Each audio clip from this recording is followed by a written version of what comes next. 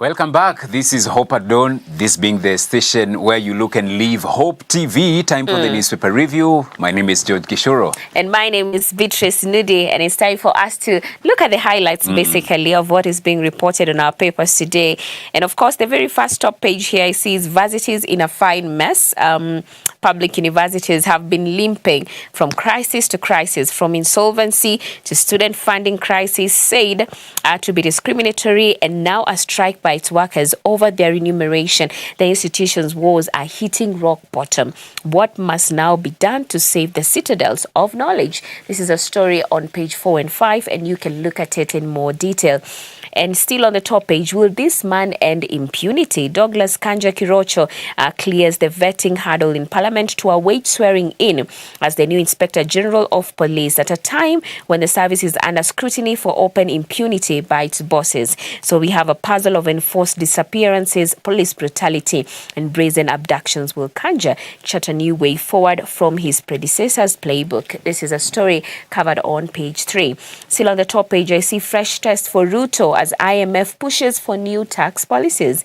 Reorganized government faces a fresh fiscal and political test after IMF urged administration to develop new policies to unlock billions in loans. This is on page 19. And Wetangula's party won't fold for UDA. This is page 7. And we also have page 12, juvenile gangs terrorize Kwale and Mombasa. We also have lip services politics back in charge. And something very sad did happen on the world page. That is international news. I see exploding devices kill 15 in Lebanon. This is very, very sad. That's a story on page 23. I think probably on social media this has been seen. I also see page 10, new safety rules to lock farmers out of market. This is on page 10. And we also have another sad story of one of the legends of before passing on. Mushrooms founder Teddy Kalanda dead. That is a story on page 3. And coming to the sports, highlighting, I see Arsenal focus on Atlanta ahead of Man City showdown. Jorginho, I don't know how you read that, but Jorginho. Okay, Jorginho. I need to be practicing, you know. Jorginho asked his teammates to use the tie against Atalanta as springboard to success. And Arsenal have a tough schedule as they head to Manchester City after the trip to Italy. And moving on in the sports, I see Bayern hit 9 as Real leave it late against Stuttgart. And lastly, I see Cheche Eyes good show at Under-17 World Cup next month. On this, Under-17 team coach is, however, optimistic of good show at the Dominican Republic. The tactician 23-member squad is set to depart today for pre-World Cup training in Spain. So those are the highlights on the Standard. Yeah, on the Standard, you highlighted the story of the varsities, the universities and the crisis facing the universities. And also the Daily Nation, they go still on the education sector, and they say education in crisis. The headline reads, playing with our children's future. It's a sad story. And they say junior secondary public school students in grades 7 and 8 are bearing the brunt of a chaotic transition in the new CBC system. School fire tragedies, parents fear for the safety of their children in boarding schools amid failure to adhere to set guidelines. Varsity fees changes, new funding model has led to student protests over questionable banding, resulting in a second review and wave of pay strikes. Teachers in primary and secondary schools, as well as university dons and workers, have downed their tools. So 2 major pay strikes by teaching staff and a suspended one by varsity students over fees, all in less than 1 month, paint the picture of a sector in turmoil. Add to this the chaotic transition to junior school under the CBC system and the tragic fire incidents in our institutions. The question, who will end this mess? and bring sanity to our schools. And that story is covered on pages 6 and 7. Also a story you have highlighted, Kanja all set to be named police boss after MP's nod. I also see Kenyan officers arrest leaders of Haiti gangs. Members of the Chen, Mechan and Pierre 6 gangs are being interrogated about their operations. Police also seized weapons during the raids. Your story, you can read it on page 12. And how Raila used cabinet deal to settle ODM rows in a typical case of killing two birds with one stone, and the deal also saw him get a foothold in government and earned him the state's support in his bid for the AUC chairperson job. Then I see Koki Muli's fourth bid for IBC job faces headwinds. It's on page 5.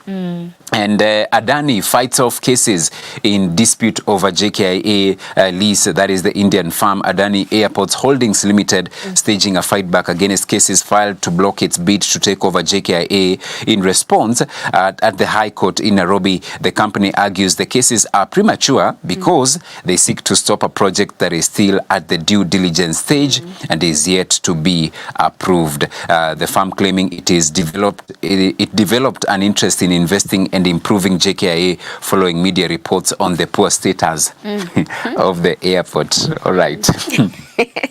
On the DN2 pullout, they are going with luxury real estate gaining mileage in 2024. You can read that on the DN2 property pullout. And then front page, I see a photo there of President Ruto, FKF President Nick Mwendwa, and Sports CS Kipchumba Murkomen with the Harambee Starlets team at State House in Nairobi. That is the junior Starlets football team. Yesterday was at the State House, Nairobi. The team will fly to Spain today for training ahead of next month's FIFA Under-17 Women's World Cup in the Dominican Republic. You can read that on the sports pages. That is page 39. And looking at other stories, beware of dirty tricks in Cairo. Gore legend once. A formidable Gore side held out in Cairo in 1984 before violence stopped the match.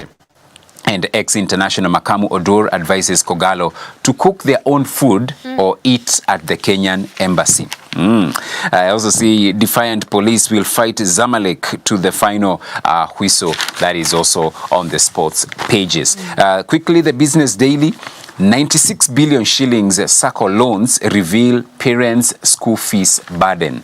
So borrowing for fees only second to land and house purchase. School fees account for 21% of loans issued by SACCOs. So it explains that parents are taking loans in their respective SACCOs so as to be able to educate their children. So education becoming such an expensive item in Kenyan households. And yesterday I saw, just on this point, Parliament was discussing about the education sector in the country, and some of the MPs were saying and were pushing for education to be free in Kenya. And I agree, if we can be able to merge all these kitties, all these funds and everything, we can be able to have free education from primary all through to tertiary institutions, because if you have HELB, you have the CDF, you have governors, you have the presidents, all of them, they have kitties. Why not merge? And then have that kitty managed by either a body or the Ministry of Education. And then for accountability purposes, you have the backstopping with one office, one department. Then ensure everyone goes to school. It makes it more seamless and less, susceptible to corruption. Definitely. Because saizi ni jiji ndio MCA. Who do I know? Those are the people I give the bursary.